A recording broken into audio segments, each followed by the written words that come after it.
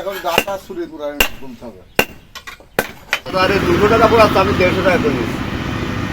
আমি ডাসা পড়ে নিয়ে 150 টাকা, বটি পড়ে নিয়ে 70 টাকা, একটা ছুরি পড়ে নিয়ে 30 টাকা 40 টাকা, এই জবই ছুরি সব 100 টাকা করে, এই দেখেন সব 100 টাকা। এই ধরনের যেমন হয় তেমন ব্যয় হয়। সময় কাজ বেশি না কম? বেশি, কাজ বেশি। 80 টাকা টিন, এবারে লেবারের দাম 800-900 টাকা বেটা, তারপরে জিনিসপত্রের কাজও চাপে চাপ বেটা বেশি। খরচ খরচা করে কাজ করে কোনো রকম চলে যায় আর কি। কোরবানির সময় অনেক সিরিয়াল তো, যার কারণে আমরা অনেক মানে সবাই একসাথে আসে আপনার বিভিন্ন রকম যন্ত্রপাতি পোড়ানোর জন্য, যার কারণে অনেক সিরিয়াল ধরে অনেক সময় ধরে আমাদের বসে থাকতে হয় আর কি।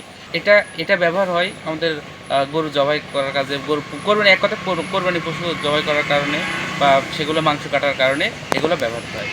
ছাগল কোরবানি দিচ্ছি, তার জন্য আমি দাসা, তারপর ছুরি, এইগুলো আমি পোড়াতে নিয়ে এসেছি। তা আমাকে এখানে খুবই ভিড়।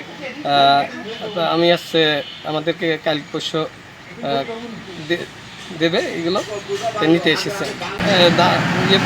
দাম খুবই নগণ্য।